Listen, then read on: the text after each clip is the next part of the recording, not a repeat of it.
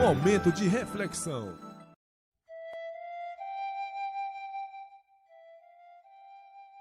Glória a Deus, louvado seja o nome de Jesus. Estamos de volta para o nosso crescimento cristão, seminário básico em teologia, a nível de discipulado. Vamos dar início aqui a uma nova disciplina. Eu ia começar à noite, mas resolvi, vou fazer agora à tarde mesmo, aqui através do nosso YouTube. E vamos começar uma nova disciplina, Panorama Bíblico do Velho Testamento. Ore comigo e receba essa palavra no seu coração. Nosso Deus, nosso Pai, diante de Ti estamos para receber mais uma orientação das Escrituras Sagradas. Que o Senhor possa falar, orientar, dirigir e ajudar os nossos irmãos e amigos a aprender um pouco acerca do Teu plano e projeto através da Bíblia. Obrigado por tudo, Deus, que o Teu nome seja glorificado, santificado e exaltado neste momento. Amém. Então tá aí, meu amado, minha amada, você que nos assiste, que acompanha pelo nosso YouTube, se inscreva no nosso YouTube, também convide outras pessoas a adentrarem, a se inscrever. Esse material é gratuito, você pode transmitir, retransmitir, utilizar para evangelismo, para levar outras pessoas a Jesus.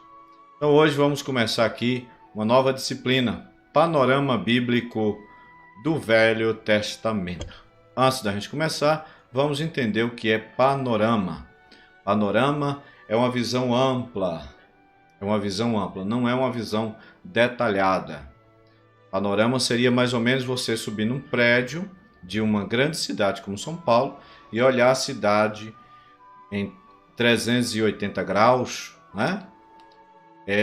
De cima do prédio. Lá de cima você vai ver a cidade inteira, né? Olhando, girando em torno de si. Você verá a cidade toda. Isso aí é um panorama, uma visão panorâmica que você vai ter da cidade. Então, como nós vamos trazer aqui panorama bíblico do Velho Testamento, nós vamos dar uma visão ampla, não uma visão detalhada. Vamos para uma visão ampla do Velho Testamento, livro por livro, para que você possa ser grandemente edificado através desse estudo. Vamos então ao panorama bíblico do Velho Testamento, noções gerais do Velho Testamento. Nosso índice que vamos aprender a partir de hoje é esse aí. Lição 1, nós temos Gênesis, Êxodo, Levítico e Números. Lição 2, nós temos Deuteronômio, Josué, Juízes, Ruth, 1º e 2º Samuel. Lição 3, nós temos 1º e 2º Reis, 1º e 2º Crônicas, Esdras, Neemias. Lição 4, nós temos Esté, Jó, Salmos e Provérbios. Lição 5, Eclesiastes, Cantares de Salomão, Isaías, Jeremias. Lição 6, Lamentações de Jeremias, Ezequiel, Daniel, Oséias. Lição 7, Joel, Amós, Obadias e Jonas. Lição 8, Miqueias, Naum, Abacuque, Sofonias. E lição 9, Ageu, Zacarias e Malaquias. Hoje vamos começar com o primeiro livro da Bíblia, da lição 1, Gênesis. Vamos começar então com Gênesis. Você vai ter uma visão panorâmica do livro de Gênesis. E vamos começar com Gênesis no capítulo 1, versículo 1. Pegue aí a sua Bíblia. É o primeiro livro da Bíblia. É isso mesmo, o primeiro livro da Bíblia. No capítulo 1, versículo 1, diz assim, olha: no princípio criou Deus os céus e a terra. No princípio criou Deus os céus e a terra. Essa palavra Gênesis quer dizer começo. O significado dela já começa logo no primeiro versículo. O primeiro versículo tem aí, ó, no princípio. Princípio, no original, é Gênesis. Gênesis, começo, princípio, início de tudo. Então, Gênesis, o significado dela já começa no primeiro versículo. No princípio. Princípio quer dizer Gênesis, né? Começo. Então, este livro conta como tudo aconteceu. O livro de Gênesis é uma introdução à história do povo israelita, né? Descrevendo a vida dos seus ancestrais até a morte de José no Egito. O alvo principal do livro de Gênesis não é apenas contar a história dos patriarcas, não, mas definir o lugar ocupado por Israel entre outras nações. Ela se tornou uma nação separada por Deus e autoexistente, né? E aí nós temos o esboço desse livro. No capítulo 1 e 2 de Gênesis, que é chamado de prólogo, né? É uma introdução da Bíblia. Esse capítulo 1 e 2 é muito profundo, porque ele trata da criação, como Deus criou tudo. Alguém pode dizer assim, mas vem cá, me diz uma coisa, como foi que eles tiveram acesso às informações? Primeiro é bom a gente saber que o escritor do Pentateuco, segundo a maioria dos estudiosos, foi Moisés. Depois, quando a gente entrar no livro de Êxodo, a gente vai falar melhor a respeito. Moisés provavelmente recebeu esta revelação da criação no Monte Sinai. É tanto que ele passou 40 dias ali no Monte Sinai, diante de Deus, conversando com Deus e recebendo a lei de Deus. Então é provável, como explicam os estudiosos, que a criação, o registro histórico da criação, foi dado a Deus a Moisés por revelação, né? Porque nenhum homem estava no dia da criação. Quando Deus fez o firmamento, quando fez o sol, a lua, não existia homem. E como é que os homens teve acesso a essas informações? O próprio Deus, assim que revelou a lei a Moisés, revelou também a criação. Porque Deus, ele é o Criador. O tópico 2 mostra o homem decaído. Isso aí vai do capítulo 3 a 5 de Gênesis. No capítulo 1, você viu aí a criação de Deus. Deus criou os céus e a terra. Deus criou o homem. Agora, no capítulo 3, esse homem, ele desobedece à ordem de Deus lá no Jardim do Éden e, a partir dessa desobediência, o homem decai. Ele cai no pecado e é expulso do Jardim do Éden. Desobedecer à ordem de Deus, foi expulso do Jardim do Éden. Então, do capítulo 3 de Gênesis até o 5, mostra essa queda do homem. No capítulo 3, mostra a tentação e a queda.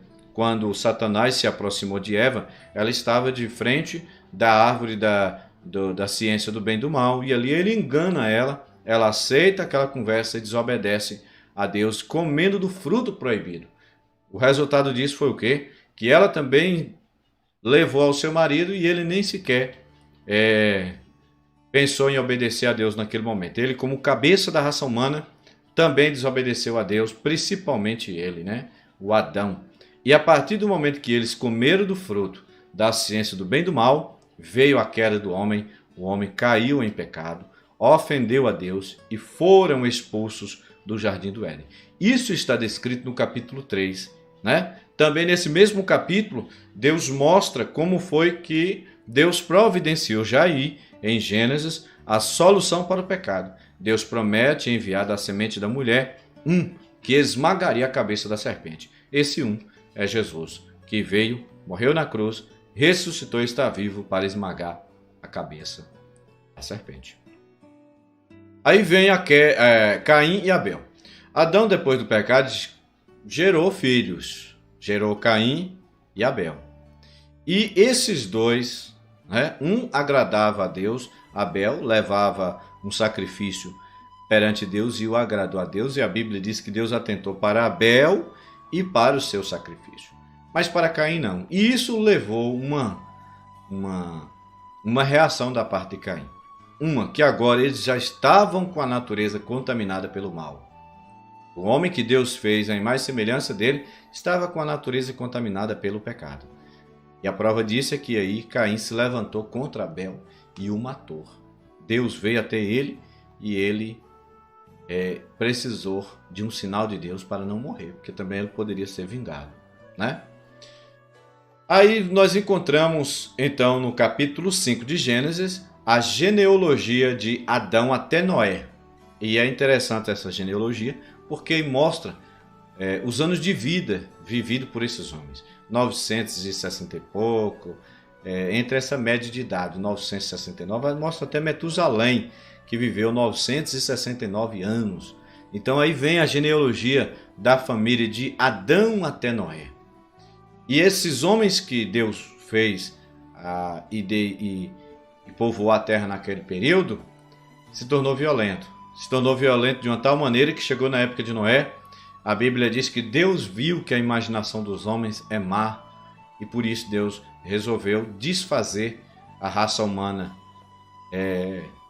Desfazer mesmo. Deus prometeu o dilúvio. Só achou Noé e a família dele como obedientes. Esses obedeceram e fizeram a arca. E por causa dessa obediência eles livraram-se. Agora, por que alguém vem dizer assim? Por que Deus puniu então essa geração? Porque se Deus não fizesse isso, o pecado já tinha se espalhado de uma tal maneira e o homem poderia destruir ele próprio. E a justiça tinha que ser feita. Porque Deus havia prometido desde lá do início. Quem comete pecado será punido, né? Os homens desobedeceram a Deus e Deus falou, se comer certamente morrerá. Tinha punição. E assim, tanto Adão quanto os descendentes de Adão desobedeceram a Deus e foram punidos. Aí o tópico 3 vem um novo começo, de Gênesis capítulo 6 até Gênesis 11. E aí nesse novo começo nós encontramos, do capítulo 6 ao 9, o dilúvio que nós já falamos, que foi onde Deus derramou 40 dias e 40 noites, chuva, né, sobre a terra, abriu as fontes dos abismos, a terra até então não conhecia chuva, mas aí como juiz de Deus veio a chuva. E aí inundou tudo e só escapou Noé e a família dele porque obedeceram a palavra de Deus. A partir daí então surge a descendência de Noé. Eles saem da arca, capítulo 10, a geração dos filhos de Noé, e formam-se aí então as nações. A partir desse momento aí formam-se as nações dos filhos de Noé, Sem, Cã e Jafé. Já lá no capítulo 11, do 1 ao 9, desses descendentes, principalmente da linhagem de Cã, houve lideranças que não aceitaram o juiz de Deus e que resolveram então, sob o comando de Nimrod, erguer uma torre chamada Torre de Babel. Era uma rebelião contra o mandado de Deus, a ordem de Deus de povoar a terra, que Deus já havia dito lá atrás que era para os homens fazerem isso, multiplicar e encher a terra, povoar a terra. E eles se rebelaram contra Deus e, de uma maneira muito brusca, resolveram então fazer uma construção, uma torre que chegasse até o céu, na seguinte intenção: se Deus fosse puni-los novamente, teria para onde eles fugirem e não morrer com o dilúvio. Só que aí Deus viu aquela obra, que era a obra do homem, uma rebelião direta a Deus, né? E Deus então interfere, confundindo as línguas dos homens. Foi daí que surgiu então os idiomas e as nações separadas pelos seus idiomas, né? Já no capítulo 11, do versículo 10 ao 32, nós encontramos a genealogia de Sem até Abraão. Essa da família de Abraão foi a que Deus escolheu para cumprir a promessa da semente da mulher. Enviarei um que vai esmagar a cabeça da serpente. Lá na frente, Deus então encontra-se com esse Abraão, já no capítulo 2, que já é o ponto 4 aí. Capítulo 12 até o 50, então começa a formação dessa família, a formação desse povo, através do chamado que Deus deu a Abraão no capítulo 12. Né? Capítulo 12. Essa duração foi do ano 1921 a 1635 a.C. Foi um período aí de 286 anos. Isso ocorreu na terra de Canaã. Então no capítulo 12 até o 25, 11, Deus trata com Abraão. Chama, faz promessas, abençoa aqueles que abençoarem Abraão. E Abraão foi um homem de fé, temente a Deus, obediente a Deus. Já no capítulo 25, do verso 12 ao 18, Deus então trata com Ismael, que foi descendência de Abraão, de um casamento, de uma união ilícita. Que não foi plano de Deus, mas eles desobedeceram a Deus, porque Sara não conseguia ter filho, então oferece Agar a Abraão para gerar um filho, e gerou Ismael. Abraão até que manda Agar e Ismael embora por causa do cumprimento da promessa que Deus havia feito a Abraão, que lhe daria um filho. E aí Sara exigiu que mandasse a Ismael sair fora de casa com a escrava egípcia. Já do capítulo 25, 19 até o capítulo 28, verso 9, trata-se da história de Isaac, do filho da promessa que Deus havia feito a Abraão e que Deus chama, inclusive, Abraão para levar esse menino, depois de ter dado esse filho, já que seus 13, 14 anos, chama Abraão e diz: agora eu quero que você ofereça ele no monte, que eu vou te mostrar, Monte Moriá. Abraão obedece a Deus até o último momento. Quando chega lá na hora de usar o cutelo e sacrificar o seu filho a Deus, Deus brada e diz: Abraão, não faças isso, porque eu sei que agora você me teme. Abraão era um homem temente a Deus, e a prova disso é que Deus reafirma as suas promessas a Isaac. Reafirma as suas promessas na vida de Abraão e de Isaac. Fazer deles uma grande nação e trazer o Salvador do mundo, da geração deles. Do capítulo 28 ao 35, aí já começa a história de Jacó, descendente aí de Isaac. Capítulo 36 começa a de Esaú. São dois filhos de Isaac, a história deles é interessante.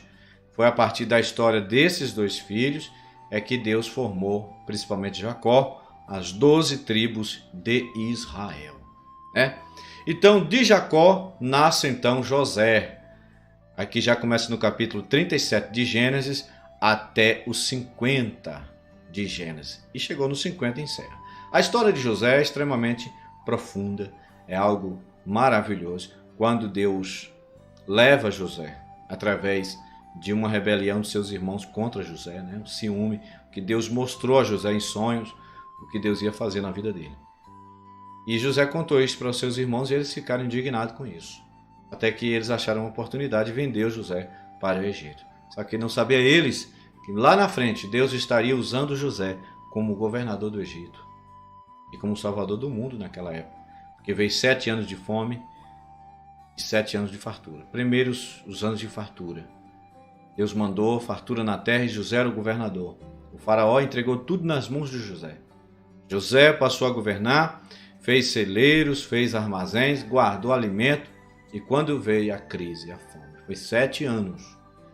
Só na terra de José tinha trigo. Os irmãos de José foram buscar trigo, foram buscar alimento várias vezes, até que José se revelou a eles e trouxe seu pai e seus irmãos para a terra do Egito.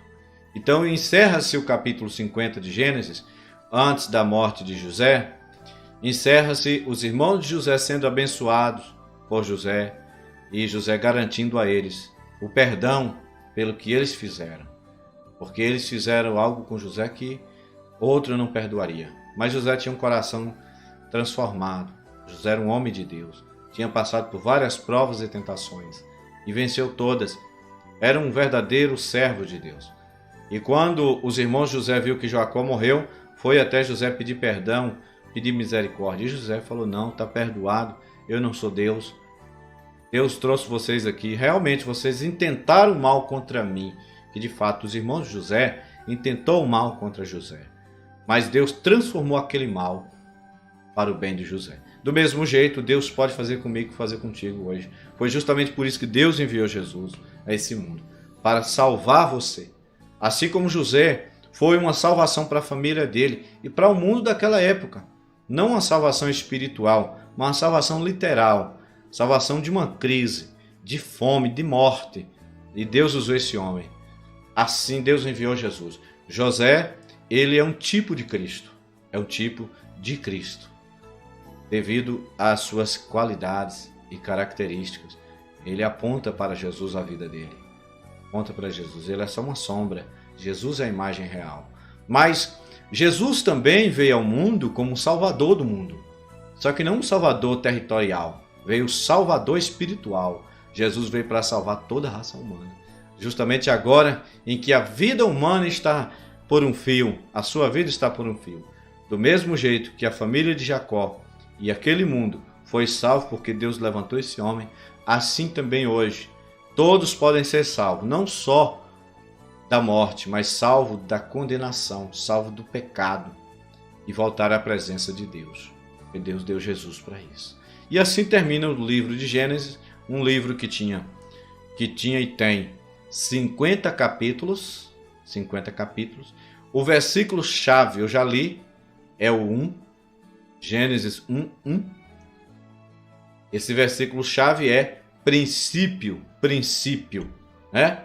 E o assunto do livro de Gênesis é a fundação da nação de Israel, pela qual o Senhor iria enviar o Salvador do mundo.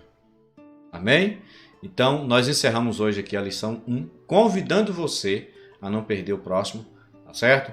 E vamos falar então da lição 1 ainda, mas vamos falar do livro de Êxodo. Nós vamos falar um por um, tá certo? Hoje ficamos com Gênesis. Vamos nesse momento orar. Você que queira aceitar Jesus, envie agora o seu pedido. Eu vou colocar aqui na tela o nosso WhatsApp. Você pode enviar o seu pedido de oração ou então a sua decisão de receber Jesus como Senhor e Salvador da sua vida. Tá aí na tela? Tá aí? Escreva para esse WhatsApp aí, recebendo Jesus, mande para a gente vai te dar toda a assistência necessária, tá bom? É isso aí, vamos orar agora? Vamos orar, pedindo a Deus que venha abençoar as nossas vidas.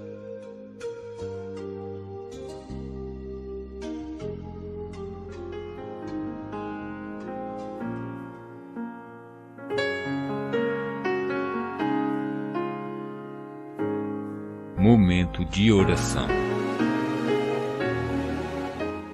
É isso aí, ore comigo, você que queira receber Jesus, onde você estiver, você que está tendo acesso a esse vídeo agora, mande a mensagem: missionário, eu quero receber esse Jesus que veio para salvar não só a minha vida, porque Ele é o Salvador do mundo.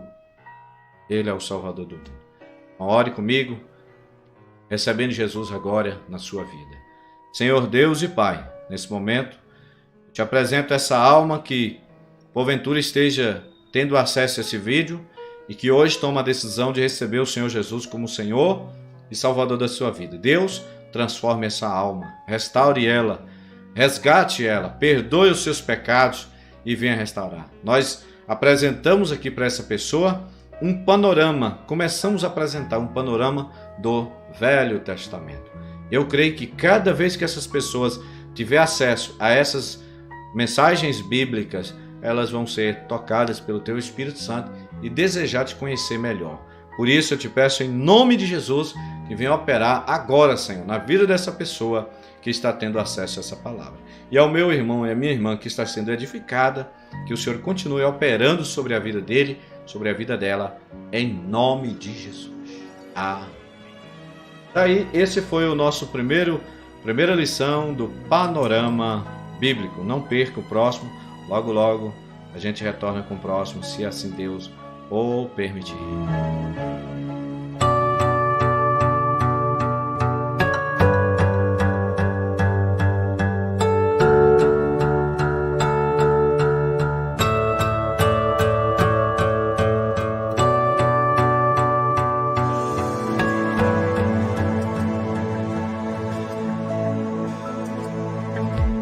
Fomos, pois, sepultados com ele pelo batismo na morte, para que, como Cristo foi ressuscitado dentre os mortos pela glória do Pai, assim andemos nós também em novidade de vida. Romanos 6, verso 4. Novidade de vida.